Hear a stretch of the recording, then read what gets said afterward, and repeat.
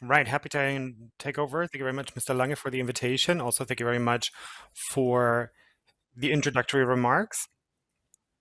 I'm very happy that I'm going to be able to give you some construction physical backgrounds. Now, many things Mr. Lange has already mentioned. Not the lowest U value is the best one for the window. If you say U, you say G. That already was alluded to, that the U value, which of course we are allocating to the loss, to the magnitude of the losses, is that it might not be the perfect one for the window, meaning that the actual energetic behavior of a window is not fully described by just that. And I'm going to be starting my presentation with a quick review of the heat insulation ordinance from 1995. Back then, we already knew that for transparent components, it's just more than just the U value to be able to describe transparent components and all of their complexity. I'm going to be comparing all of that with the different requirements according to the GEG, the Building Energy Act. And afterwards, of course, I'm going to be looking at the details of the energetic balance based on a lot of example calculations. And then I'm going to be summarizing accordingly in order to also, you know, phrase our own requirements towards the federal government. We are currently, of course, consulting in a larger group for the Ministry of the Economy regarding the update of the Building Energy Act. Now, for one, of course, we have accompanied this process, which has basically led to this update. And of course, also, it's going to come into effect as of January 1st, 2023. And as I've already mentioned, if you look at a broken down efficiency house in 1955, of course, that's not the be all and end all, because before the gag, sorry, after the gag is before the gag, there's always going to be updates to the Building Energy Act. And I'm going to give you a short introduction, and I'll get back into that in just a few more moments. Now, looking at the heat insulation ordinance in 1995. Now, here, of course, we also calculated the heat requirements. And through the solar heat entry, we, of course, also did a lot of calculations. Let me just try to find via EJ right there.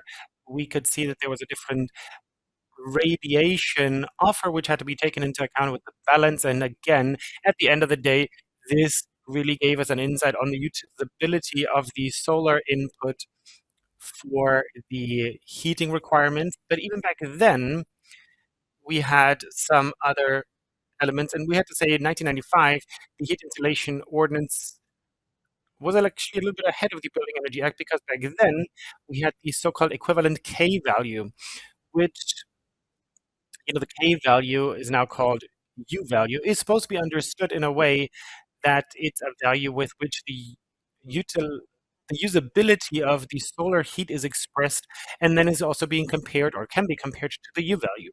There is also a radiation gain coefficient, the SF value, which was being used, and then through that we were able to prove that we have a maximum admissible equivalent K value of 0.7, which was able to prove these windows for the implementation. Now, for the Building Energy Act, the GEG, the utilizability of the solar heat input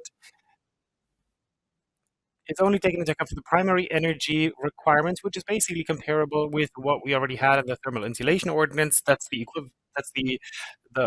equation which you already saw. Now we're using a monthly balance, which means that these solar heat input is basically broken down on a monthly basis, not on an annual basis, which will be according to the heat insulation ordinance, but basically it's very comparable. And we also have the HT dash value, Mr. Lange has already mentioned, is basically the median U value across the entire building shell, which also includes the heat bridge values. Now, this one can't do that. It's not like the equivalent K value back then, and can describe the solar heat gain and describe its usability. No, instead, the HT dash value is only taken into account the losses.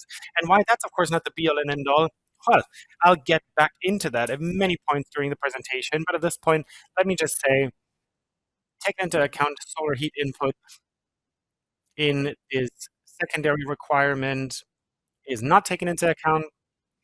It's also not taken into account in the form in which it's going to come into effect in January 2023. And this brings me, of course, to the transparent components, a little bit more general in the energy balance. Now, this is an image which you already saw with Mr. Lange. This is a single-family home from a model type building typology, which of course is used time and time again for comparable calculations. We did look into that for 4 different window area shares. Mr. Lange did mention that as well. And for this particular for this particular building, the single-family home, we've modeled the efficiency house 55. So this is for components which would usually be there with an HT dash requirement of 70%. And here, again, we're calculating 3 different windows. And if you paid attention, you might actually recognize the values, but we basically animated that and just are trying to get into detail what that means. The first one is a U value, a window U value of a 1.3 and a G value of 0.6. And then the following thing happens. If you assume a 10% basic area window, you've got an HT dash value of 0.229. And if you increase that space, you are actually replacing the external shell with a window. And then, of course, it's clear that we will have a worse HT dash value. Now, what do you think about when we see that when we read that now the HT dash value is getting worse by 32%? Now, you'd actually think for the heat loss of the building is also getting worse, but that's actually not the case because the primary energy consumption, which you will see on the left-hand side, that is also getting worse, if you will, only by 5%. So you can see that the requirement as HT dash doesn't actually describe what's happening in the building when you're increasing the window areas, window surface areas. Now, when you look at the next window, you can see even more clearly, this window has a U value of 0.49 with the G value of 0.53. So this is quite usual for an efficiency house 55, but then also we have a window swap, right? This is being used oftentimes, and here the HT dash value actually gets worse by 45% when you're increasing the window size from 10 to 45%. And otherwise, we don't really see anything, a minimum worsening of the values, but the signal of HT dash is a completely wrong one. If you're only looking at that particular value, and if you only understand it as a signature of the magnitude of the efficiency of the shell, that's wrong, of course, if you base all of your decisions just on that. And now, of course, we could maximize that entire spiel if we take a window with a U value of 0.76 as well as a G value of 0.53. Then you could say that the glass and the frame and all of that, of course, if you extrapolate it to the maximum, leads to costs. And then when we're increasing the window size, we have a primary energetic reduction in the energy balance, and the HT dash value also is a completely different thing. It basically is a worsening, which is not good, of course. And the requirement HT dash can actually lead to false optimizations. And if the side requirement becomes to the main requirements for the building realization to say, hey, please do put in a heat pump in, or you're, of course, transitioning everything into the energy requirement, the efficiency expert then looks at the HT dash value, and then in worst case, makes these values better. But we do see that we have an increase in the efficiency possible. So again, just another example, the heat usability of solar, heat input. Again, here you can see it for an expansion of the window share part, of course, the transmission heat losses will increase due to the fact that a window is being replaced with a worse U value against an external wall part, if you will. But with an expansion of the Windows surface parts, the utilizable solar heat input is actually increasing. And so for this particular example, this is between 27 and 55%.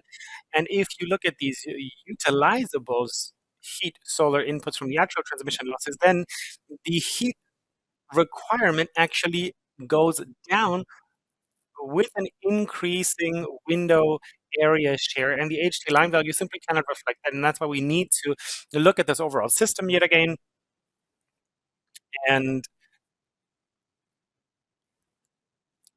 the heat sinks and the heat sources, of course, need to be fully transparent, and we really need to rethink our system. And this is the intermediate summary. The influence of the U and the G value is only reflected in the primary energy requirement in the current Building Energy Act. In the HT line requirement, the utilizable solar heat inputs are not taken into account with regenerative heat creation. As I already just said, this HT line requirement is becoming the main size, which is supposed to motivate the planners for an optimized building shell, but the planner can't do that. In worst case, if they don't think about it anymore, I heard that there's a few people like that out there that are only looking at the requirements and only following them blindly and are only trying to see whether the software shows a green or a red text. And if it's, green, it's good. If it's red, it's not. Then if they do that, if they only go according to the system of requirements, they might have a situation that fulfills the requirements that might actually have a worse energy balance than a situation that doesn't fulfill the requirements. So this is a contradiction, but it has been recognized so far. Possible solutions are to change the requirement system in the Building Energy Act, and there's actually two solutions to that. One of them right here. We also have calculation examples for both of those examples, but this is basically the so-called transfer coefficient HT line, which is actually the same as the HT line value, with which already includes the transfer values for the heat input. And using these values, that has actually been thrown out the window, and we've actually suggested that to the Ministry of the Economy. Now, there were actually some pushback for a variety of reasons that I'm not going to get into, but now we identified a value with which, at the end of the day, everybody was in agreement with, which is the so-called QHB0. This is the heating requirement, and this is also DIN V18 V599, and this is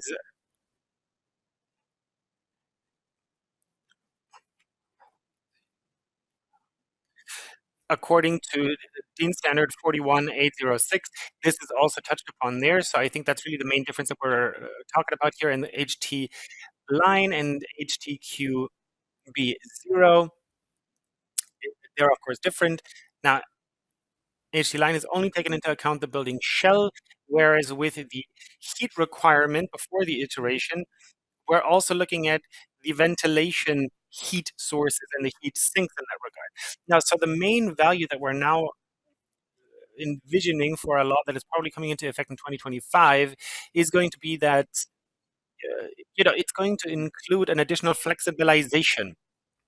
And if it does come into effect in this way, we will have a ventilation system with a heat regeneration system. You can actually basically purchase the opportunity to compensate with your components. Now, within the actual requirement system, you will be able to compensate, and you will also be able to compensate the individual heat elements. Now, with the heat requirement or the energy requirement, the ventilation system is actually going to be the main flexibilization component. Now, let's take one quick step back. How do we get to the HTS line value that is not described in the standard? Now, if we're looking at the transmission heat sinks that are established on the balance, is about 10 megawatt hours per year. So for this particular calculation example, we've got a quarter of that, roundabout, that is covered by utilizable solar heat input. So we have an equivalent transmission heat sink of 7.8 megawatt hours per year, and these will be actually divided by the so-called degree hours. That's basically the median temperature of the year. So you divide that, and that actually is in watt per Kelvin. These are the remaining transmission heat losses, and that is now divided by the shell surface. And then on the right-hand side, we can see on the gray column an HT line value of 0.327, which, if you compare it, it's a 0.249 for the HTS line value. And the difference between these two values, that is the utilizable solar heat input. That's where the energetic behavior of the component window, or actually the entire building, is influenced. So the 0.249 is actually the real HT HTS line value, and then the right one is what you have to target for the building energy output. That's really just for the value that's basically already thrown out the window. The heat requirement value is going to be the main thing. That's going to be what we're going to be focusing on in a future Building Energy Act. That's what the main focus is going to be. But of course, an important question is, what do we do with the already existing buildings? In the already existing building, you're not always going to have a full energetic balance that you conduct. So you also need individual requirements for the components. So that everybody who has a little bit of money on the side already also knows which windows they may or may not build in. Now, paragraph 48 of the Building Energy Act is responsible for that. This refers to Annex 7. In Annex 7, we have component requirement for a window. It's 1.3. For a rooftop window, it will be 1.4. So if at the moment you want to set up a new window, the new window has to have a U value of 1.3, whether that also has a G value of 0.2, if it's mirrored glass, or a G value of zero point 0.6, doesn't matter whatsoever. But the energetic performance of the building, of course, does matter, right? So the solar heat input, we do want to maximize that. And the individual requirements, of course, can't do that. What the HD line value can't do, the U value can't do by itself as well. And that's why we are supposed to have a so-called balance KPI. This balance KPI is nothing different than what we already see in the heat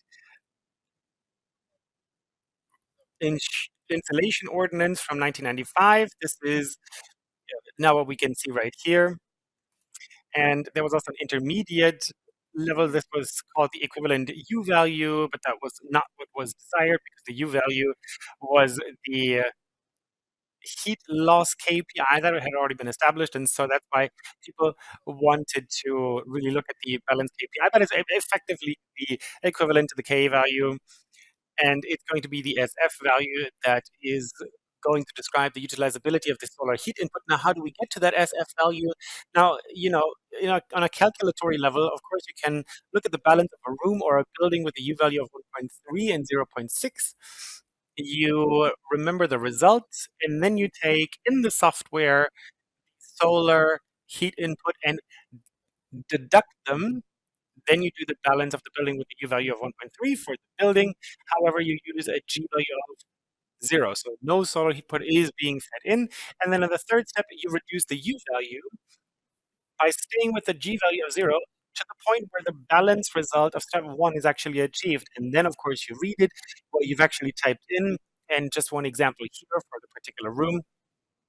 Based on the surface, you can see it's 0.42 for the balance KPI. And based on this balance KPI 0.42, you can reverse calculate the SF value. Please do not remember all of this. You can just believe me. And we've really done that in a very, very elaborate study. We have recommendations for the SF values to be used, which were derived from this huge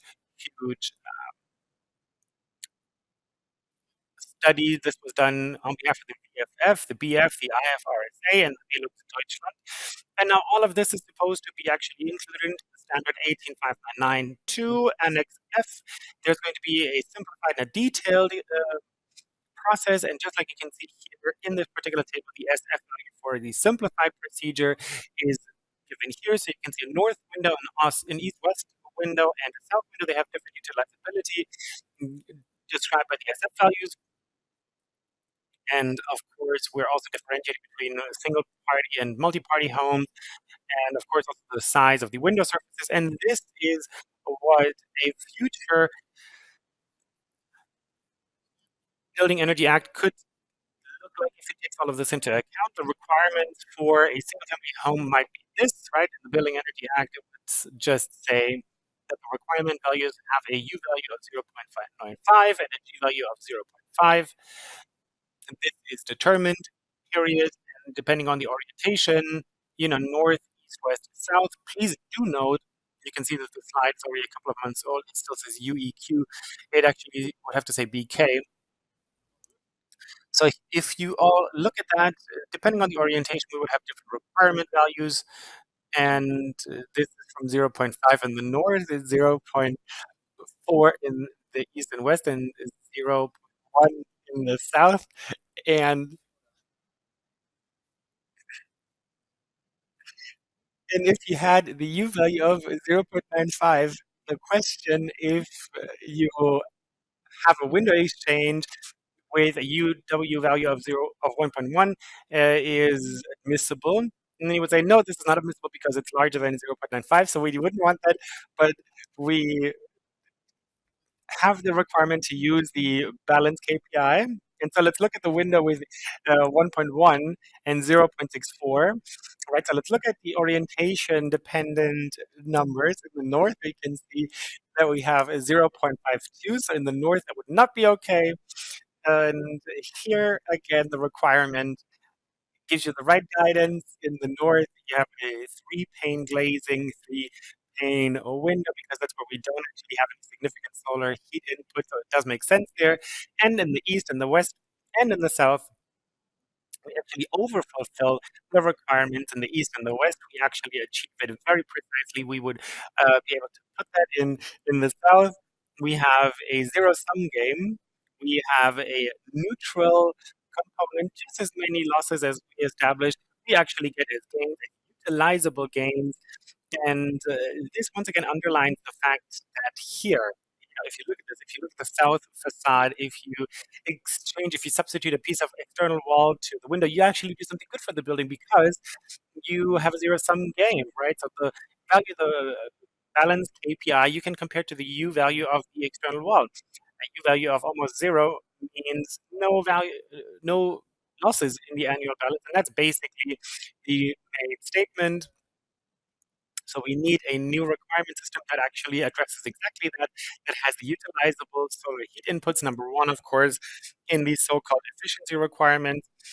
In the current version, the system of requirements of the Building Energy Act, this is not working. We are currently working on that. The regulator has recognized that HT line and U simply won't do anymore. And for the future Building Energy Act, we're now going to focus on QHB0. This is not set in stone just yet, but it's looking quite promising, if you will. And, you shouldn't hope on the fact that political decisions are always based on, just logic. There's a lot of other factors coming in here, and the scientific consultation is only the first step. What's really coming out at the end of the day is, of course, really up for discussion. It's not always 100% sure. It's not an exact science, pardon the pun, but also moving away from the U value as its individual requirement is important. We need the balance KPI as we just introduced. And I'm going to close with FRONTALE, who said we need to save energy because the sun doesn't send us an invoice. And with that being said, I would like to thank you very much for your attention. Thank you very much for coming here.